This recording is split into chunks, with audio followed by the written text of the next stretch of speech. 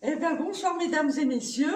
Eh bien, je suis ravie de vous retrouver pour cette première conférence de l'année 2020. Donc ce soir, c'est l'interprétation des rêves. Même si on ne s'en souvient pas, tout le monde rêve toutes les nuits, etc. Ça, c'est obligatoire. Même si on a un sommeil lourd, même si on ne s'en souvient pas, de ne pas s'en souvenir ne signifie pas que l'on n'a pas fait de rêve. Et selon moi et selon d'autres, les rêves sont des messages de notre inconscient pendant la nuit. Vous savez que pendant le sommeil, en fait, notre cerveau range tout ce qu'il a appris toute la journée, etc. Il classe tout dans les tiroirs du cerveau. Donc le sommeil est très très très important. Pendant que le corps est au repos, le cerveau travaille, l'inconscient travaille. Et les rêves sont des messages de notre inconscient pour nous faire comprendre ce qui va pas dans notre vie, pour nous guider sur notre chemin de vie. Donc, c'est important, surtout quand c'est des rêves récurrents qui reviennent tout le temps, ou quand c'est des rêves un peu traumatisants, etc., d'avoir l'interprétation de ces rêves pour pouvoir les interpréter, les comprendre et savoir ce que notre inconscient espère de nous, veut, qui nous donne la direction où aller. Donc, je vais commencer par un rêve que je trouve assez facile à interpréter. La personne me dit « Je suis dans les coulisses d'un théâtre, à demi caché, mais pouvant tout de même de très haut observer la scène en contrebas, sur laquelle un homme que j'ai passionnément aimé danse. Il est seul sur scène. Je l'admire. Je pense qu'il me voit, qu'il sait que je suis là. Mais je n'éprouve pas vraiment d'émotion. Je domine la situation et cet homme est malgré tout sur la scène de ma vie, donc je ne comprends pas cet homme qui a plus de lien avec moi, ce qu'il vient faire dans ce rêve, et quelle est cette position dans ce rêve. Alors dans ce rêve, l'homme qui apparaît dans le rêve est un homme bien réel, puisque c'est un ex-compagnon de cette personne, donc c'est une personne bien réelle, mais qui revient alors qu'il n'a plus rien à faire en théorie dans sa vie.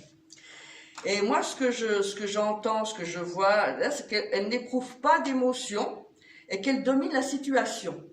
Donc, pour moi, mon interprétation, c'est que cet homme qui a fait partie de sa vie, certes, il a fait partie de sa vie, elle a eu certainement beaucoup de chagrin, qui partent, etc., de le quitter.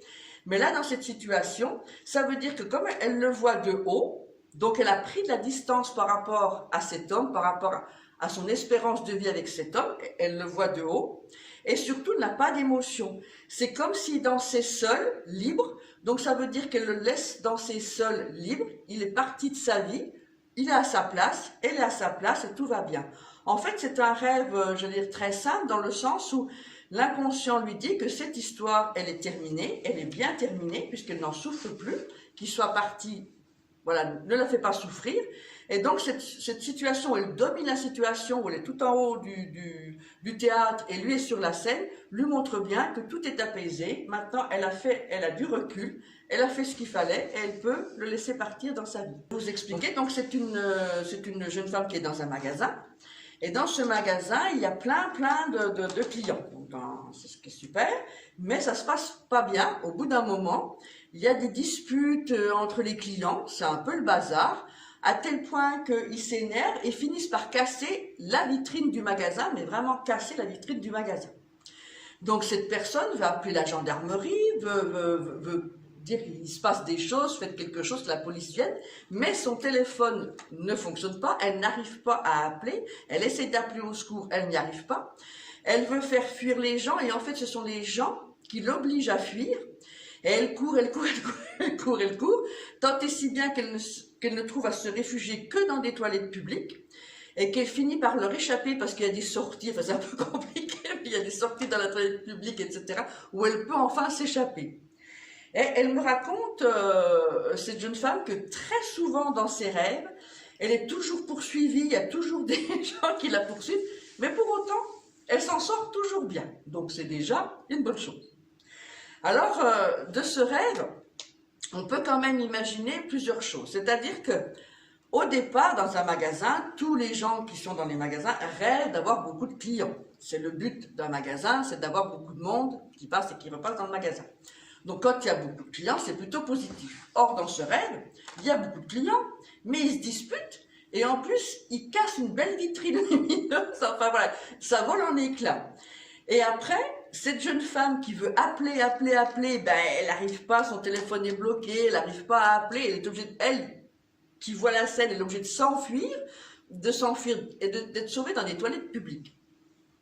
Donc moi, ce qui me vient à l'esprit, c'est qu'il y a une contradiction entre le fait que le magasin soit plein de monde et le fait que les gens se disputent et cassent tout. C'est-à-dire que dans un magasin, normalement, il faut qu'il y ait du monde pour faire vivre le magasin. Donc c'est antinomique de vouloir qu'il y ait du monde, de penser qu'il y a du monde et que ça va faire tout exploser. Alors soit c'est une personne qui pense que quand tout va bien, bah rien ne va. En fait, si tout va bien, bah il y a un truc qui va pas aller. Enfin c'est voilà, quelqu'un qui ne s'autorise pas au bonheur. Ou quelqu'un qui ne s'autorise pas au bonheur, voilà, qui fuit, que tout va bien, mais quand tout va bien, je vais de fuir, de se sauver, donc elle s'en sort, mais elle est obligée quand même de fuir une situation où tout va bien. Ou d'autre part, ça peut être aussi une personne qui a un petit peu un rêve secret, comme on qui dirait, que le magasin ne tourne pas bien, en fait, qu'il y ait du monde, mais que ça se passe mal, qu'il y ait une vitrine qui casse, donc ça veut dire que le magasin est obligé de fermer, etc. Donc ça peut être une personne aussi qui a envie d'autre chose que d'être vendeuse dans un magasin, et qui voudrait que le magasin, entre guillemets, se casse la figure pour qu'elle puisse se sauver, s'échapper, et prendre une autre vie et être à nouveau libre. Donc il y a plusieurs interprétations. Là encore, l'interprétation d'un rêve, elle se fait vraiment avec les personnes. Je ne peux pas interpréter un rêve simplement en n'ayant que des éléments comme ça. En fait, il faut que je connaisse l'histoire de la personne pour pouvoir interpréter le rêve, parce que le rêve a un sens par rapport à la personne, c'est-à-dire soit elle est très très bien dans son magasin, elle est triste qu'il n'y ait pas de monde, elle veut du monde, soit elle ne veut pas qu'il y ait de monde pour se sauver, mais j'ai besoin de savoir ça pour avoir la bonne interprétation. Comme je vous l'ai dit, il y a deux possibilités d'interprétation, donc selon l'état d'esprit de cette personne, il y aura une des deux interprétations qui lui iront. Et donc je vais vous raconter aussi un autre rêve. Donc c'est un rêve avec des dinosaures, et c'est un rêve récurrent. C'est une personne qui dans ses rêves se voit, par exemple, alors c'est un rêve qui était récurrent de primaire jusqu'à l'université, hein, donc c'est un rêve quand même très récurrent.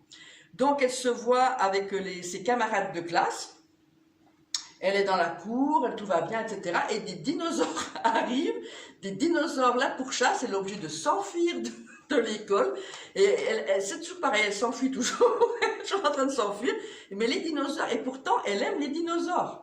Donc elle ne comprend pas pourquoi ces dinosaures la pourchassent, qu'elle est obligée de s'enfuir dans un petit chemin, et qu'elle arrive toujours à se sauver, mais enfin les dinosaures sont toujours là. Et alors ce qui est assez curieux, c'est que quand elle est en primaire, donc elle se voit avec ses camarades de primaire, et quand elle est au collège, elle se voit avec ses camarades de collège, mais dans l'image, elle a tous les camarades de primaire qui ne sont plus avec elle.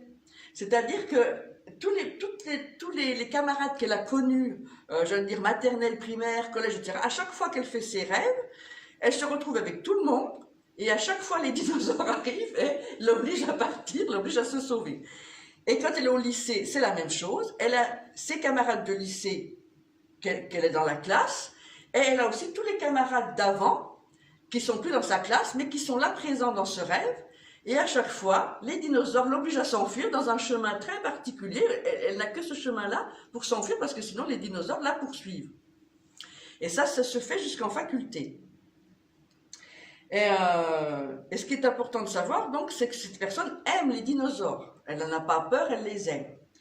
Donc, si cette personne aime les dinosaures, si les dinosaures la font fuir de cette école, de ce primaire, de ce collège, de ce lycée, c'est qu'elle doit fuir quelque chose, parce que comme ce sont des amis, des alliés, ils ne la font pas fuir pour la faire punir, ils lui disent de fuir pour qu'elle retrouve la sérénité. Et c'est un rêve qui a été récurrent jusqu'en faculté. Pourquoi? Parce qu'après la faculté, elle était partie dans la vie réelle, et donc elle n'avait plus de camarades de classe, donc elle n'avait plus fait ce rêve. Donc l'interprétation de ce rêve récurrent, c'est que c'est une personne, alors comme beaucoup de personnes, hein, de femmes ou d'hommes, qui sont dans la dépendance affective et qui n'arrivent pas à couper les liens. C'est-à-dire que les gens qu'on a connus, alors en primaire, et pour une vie d'adulte, ça peut être des gens qu'on a connus avant d'être mariés, etc., etc. En fait, on les garde en nous, on garde les liens en nous, on n'arrive pas à se couper de ces gens. C'est-à-dire que on voudrait qu'ils soient toujours là. C'est-à-dire que tous les gens qu'on a aimés, en fait, On voudrait qu'ils soient tout le temps là avec nous, qu'ils grandissent avec nous, qu'ils vivent avec nous. On ne veut pas couper les liens. Et en fait, les dinosaures qui sont des amis, dans ce cadre-là, lui disent, mais arrête de vouloir rassembler tous tes camarades qui ne sont pas là, laisse-les vivre leur vie et vis ta vie. Tu as des camarades ici, que ce soit en primaire, au collège, au lycée, ben vis avec tes camarades que tu as ici. Il était très clair, il était récurrent, coupe les liens, coupe les cordons, fais ta vie, vis avec un rêve récurrent et les rêves récurrents reviennent tant qu'on n'a pas compris le message. C'est une copine qui me confie que voilà, elle a ce qu'on appelle une paralysie du sommeil, c'est-à-dire que quand elle rêve, en fait, quand elle rêve, eh ben, de ce rêve-là, elle ne peut pas bouger, elle ne peut pas se défendre. Alors ce rêve, en fait, qu'elle a fait plusieurs fois, qui est assez violente, c'est-à-dire qu'elle se retrouve dans une voiture. Alors dans une voiture, mais à trois, ils sont trois devant, bon, elle est au milieu, il y a son frère et il y a son mari. Et donc ils sont en famille, ils roulent, et elle ne sait pas pourquoi. À un moment donné, son frère la frappe, mais la frappe méchamment avec un couteau qui lui rend, et ça lui fait hyper mal. Et dans son rêve, en fait, elle est coincée, elle ne peut pas bouger. Elle est là, elle est tétanisée. Et quand elle se réveille, elle a hyper mal sur le côté. Et son homme ne bouge pas. Enfin, il se passe des choses un peu bizarres dans son rêve. Mais elle le vit vraiment à fond, et elle a vraiment mal, et c'est vraiment douloureux. Alors là encore, il faut connaître la vie de cette personne, etc., pour pouvoir encore une fois interpréter le rêve. Parce que quand on voit ce rêve-là, on dit bah tiens, il y a un frère qui a pas l'air très très très gentil, il y a le mari qui fait rien, on se demande bien pourquoi le mari ne bouge pas, ne défend pas, ne voit pas, etc. Pourquoi ils sont dans une voiture, les trois? Alors en fait, il faut savoir que la voiture, c'est aussi un symbole de la vie, c'est-à-dire que prendre la voiture, conduire sa voiture, c'est conduire sa vie. Donc là, elle est dans une voiture, donc sa vie se conduit, mais elle est coincée apparemment entre son frère et son mari. Son frère n'a pas l'air très très gentil avec elle, puis son mari, bah ma foi, il voit rien, il fait rien, enfin voilà, ça ne l'émeut pas. Pourquoi elle se sent agressée par ce frère et pourquoi elle ne peut pas bouger, elle est tétanisée, elle ne peut pas se défendre. Alors quand on connaît l'histoire familiale, en fait, le frère de cette personne a toujours, entre guillemets, mieux réussi qu'elle. Alors après, la réussite, c'est très personnel, c'est très, voilà, hein, très familial, voilà. En théorie, voilà, elle a toujours été, il a toujours eu de la réussite, il gagne bien sa vie, etc., etc. Enfin, tout semble lui réussir. Alors que pour elle, on peut pas dire non plus qu'elle a échoué dans sa vie, loin s'en faut, mais elle a le sentiment de pas forcément être à la hauteur. Et en fait, en ce moment, elle change de vie. Elle commence, oui, alors à bien gagner sa vie, à trouver sa place, etc., etc. Et c'est comme si, en fait, elle-même ne s'autorisait pas à être au-delà de son frère, ou au moins en son égal, dans sa pensée, bien sûr, hein, dans sa relativité à elle. C'est-à-dire que rejoindre son frère, qui lui paraît vraiment la réussite totale de ce qu'on peut faire dans la vie, et donc ce rêve est là pour lui dire qu'en fait, elle ne s'autorise pas, grosso modo, hein, elle ne s'autorise pas à assumer sa réussite de vie, en fait, par rapport à son frère. Son frère la blesse, elle ne peut rien faire, parce qu'elle a admis quelque part que dans sa fratrie, c'est le frère qui a toutes les louanges, toute la gloire, enfin voilà, et que elle, du coup, elle reste à sa place, un petit peu de femme, voilà, tranquille et sereine, mais qui fait pas la réussite, enfin, qui n'a pas la notion de réussite, au moins financière. Donc ce rêve, c'était aussi pour lui dire que c'était elle qui acceptait les coups de son frère, c'est-à-dire que c'est à elle aussi d'accepter qui elle est, c'est-à-dire que, oui, elle est en train de, selon les critères familiaux, etc., de réussir sa vie financière, parce que pour le reste, tout va bien, et de se mettre à la hauteur de son frère. Mais c'est comme si elle était paralysée à l'idée d'être à la hauteur de son frère, que vraiment son frère, c'était une hauteur, c'était sur un piédestal, et donc d'arriver à ce piédestal, c'était compliqué pour elle. Donc en fait, c'est pas qu'elle n'aime pas son frère, c'est pas qu'ils sont fâchés, c'est juste au niveau réussite de vie, au niveau réussite financière, que ça lui pose un problème. Maintenant, elle arrive au niveau de son frère et du coup, elle s'auto-punit elle-même en fait. Elle ne s'autorise pas en fait, à être heureuse, financièrement, à dire, voilà, j'arrive enfin au bout de mes peines et je suis bien heureuse financièrement. Un autre rêve. Je suis en train d'écrire une rédaction, hein, je passe un examen, il y a des candidats, il y a un prof. Tout à coup, il commence à pleuvoir, une petite pluie légère que je sens sur moi. Alors, je rentre, du coup, dans une salle, et je me mets sur la droite, et je vois en fait qu'il y a une table, mais elle est encombrée, la table. Donc, il faut que je débarrasse la table pour que je puisse m'asseoir pour continuer ma rédaction.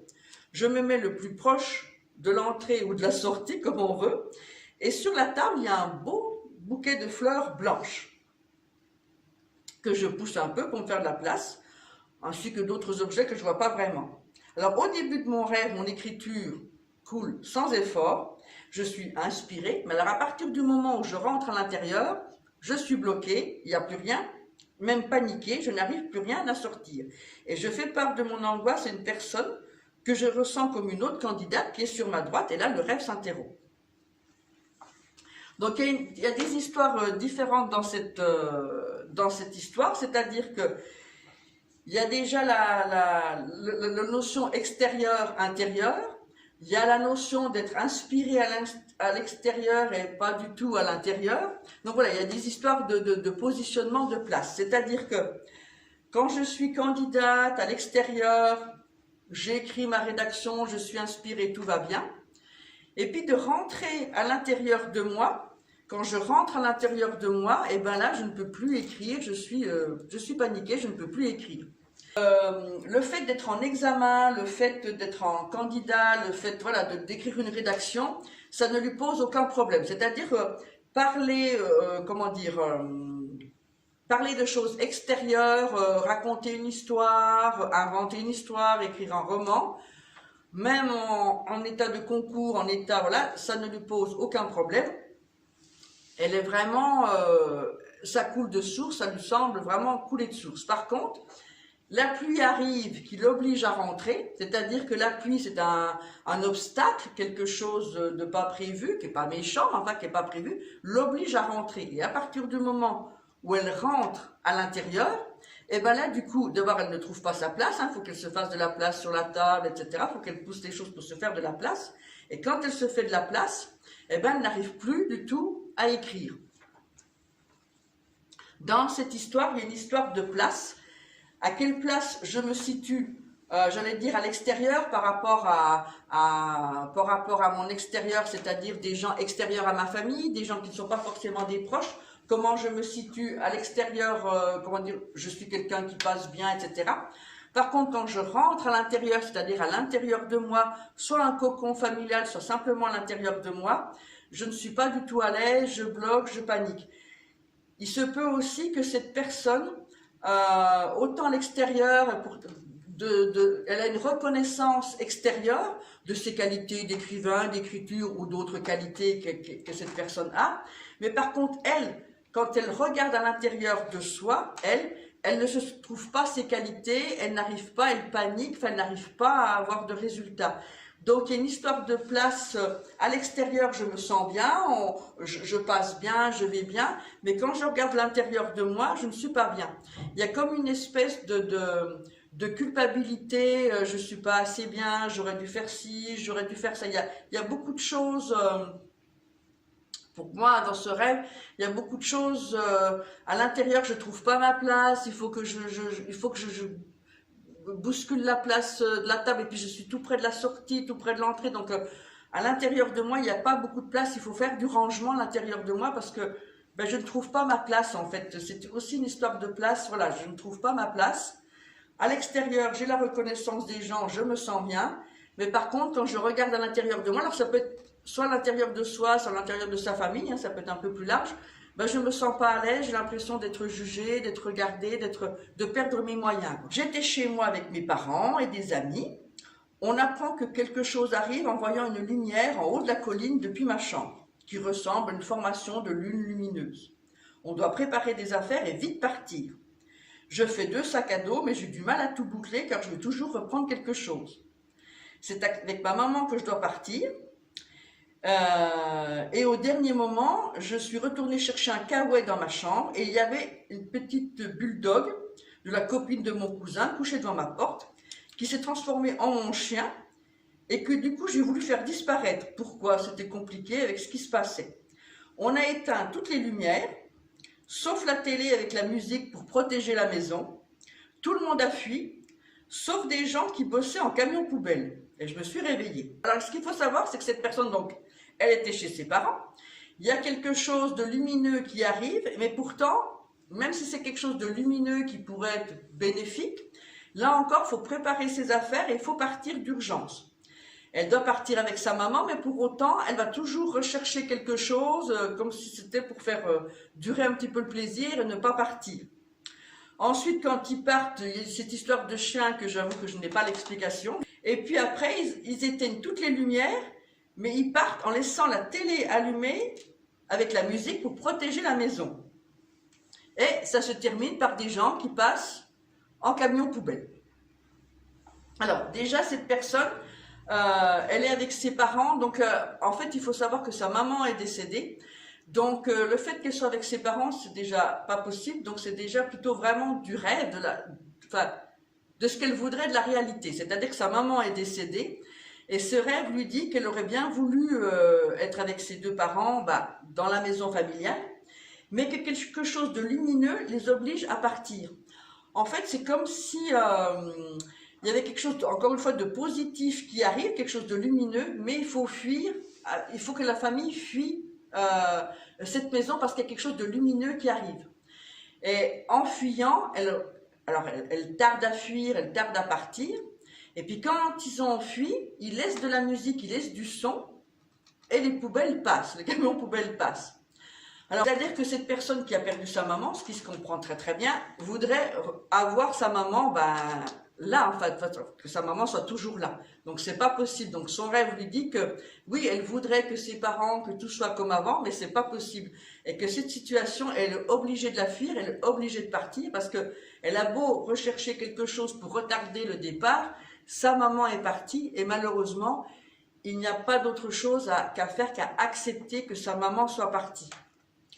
Et ils doivent fuir cette boule lumineuse, c'est parce que cette boule lumineuse, c'est la lumière, mais la lumière, si elle veut profiter de la lumière de la vie, si elle veut vraiment profiter des bonnes choses de la vie, il lui faut partir de ce rêve qui n'est plus. La maman n'est plus là, ça ne sert à rien de rêver que la maman soit là, qu'est-ce que je ferais si maman était là, qu'est-ce qu'elle dirait si maman était là.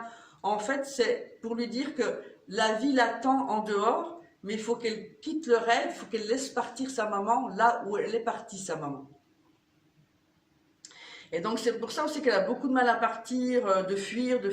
Elle fuit vraiment en dernier recours, mais parce qu'elle n'a pas le choix. Mais en fait, elle voudrait bien rester avec papa, maman, même si elle est adulte, etc. Donc ce rêve pour lui dire, il faut vraiment couper. Ta maman sera toujours avec toi, elle t'accompagnera toujours, mais pas physiquement, mais voilà, spirituellement parlant, intellectuellement parlant, etc., psychologiquement parlant. Mais il y a une chose que tu ne peux pas refaire, c'est refaire revivre ta maman. Ça, elle est malheureusement partie. Et donc ils ont éteint toutes les lumières, sauf la musique pour protéger la maison. Donc c'est assez rigolo que le son, la musique protège la maison. Même si sa maman n'est plus là, elle l'a protégée, alors pas forcément, pas physiquement, puisqu'elle ne peut plus l'embrasser, puis la tenir dans ses bras, mais c'est comme si le son de la voix de sa maman, le son, la télé qui reste, enfin c'est la télé voilà qui est branchée, qu'on n'écoute pas forcément, mais qui est toujours là. C'est comme si le message disait, ta maman n'est plus là, il te faut partir faire ta vie, mais pour autant, ta maman, elle t'entendra toujours, tu l'entendras toujours, le son de la télé, la musique pour protéger, c'est comme si c'était sa maman qui continue à la protéger. Et puis il y avait les camions poubelles. Et les camions poubelles qui passent après. C'est très symbolique. Donc voilà, donc dans la maison, il reste, en fait, cette maison intérieure que l'on a à l'intérieur de soi, nos parents ont beau être décédés, ils sont dans nos cœurs, ils sont dans nos âmes, enfin voilà, ils sont quittés physiquement, mais pour autant, ils sont toujours là. Donc le son de la télévision, c'est pour dire à cette personne que sa maman sera toujours là dans son cœur, qu'elle l'accompagnera toujours. Et les camions poubelles qui passent après, ça peut paraître violent, mais c'est juste, c'est-à-dire que les camions poubelles sont là pour enlever les déchets, les détritus qu'on n'a plus besoin, tout ce qu'on jette à la déchetterie, qu'on ne se sert plus. Et en fait, ce rêve, c'est pour lui dire, ça ne sert à rien de ressasser le passé qui est passé, continue ton avenir, il y a des choses que tu n'as plus besoin. Ta maman, elle est partie, tu as le droit de faire ta vie, alors pars aussi toi, fais ta vie toi, vois cette beauté lumineuse qui t'attend dans la vie sera belle. Ta maman est partie, mais ça t'empêchera jamais de penser à elle, de lui envoyer des prières et puis qu'elle veille sur toi de là où elle est. Mais le camion poubelle, c'est pour dire, garde le beau, garde le lumineux, puis enlève le reste qui ne te sert pas. Le dernier rêve pour ce soir, mon ex-mari va jouer du piano. Pour un court moment, mais il est très excité car c'est dans le cadre d'un grand événement très médiatisé. C'est son heure de gloire en quelque sorte. Cela se passe dans une sorte de très grand café-concert en plein air, avec de nombreuses tables où sont installées un grand nombre de personnes. Je suis debout, une tasse à la main, et je déambule parmi cette foule. Je cherche une place pour m'installer sans en trouver. Enfin, je m'approche du piano devant lequel mon ex est assis, et il y a une chaise vide juste à côté de lui. Je m'apprête à m'y asseoir, pleine d'émotion et de tendresse pour lui, et aussi pensant que cette chaise est là exprès pour moi. Mais il me dit avec reproche et chagrin qu'il a déjà joué et que je n'étais pas là. Je réalise que je n'ai absolument rien entendu et que je n'ai prêté aucune attention à lui au piano, tout à ma quête d'une place. Je suis extrêmement culpabilisée, désespérée, je me dis que je suis nulle. Alors dans cette histoire de rêve, il y a encore une histoire de place. Où est ma place? Là clairement, son ex-mari joue du piano, alors qu'en fait il n'a jamais joué de piano dans la véritable vie, c'était elle qui jouait du piano, mais là il joue du piano, c'est son heure de gloire. Et elle cherche sa place.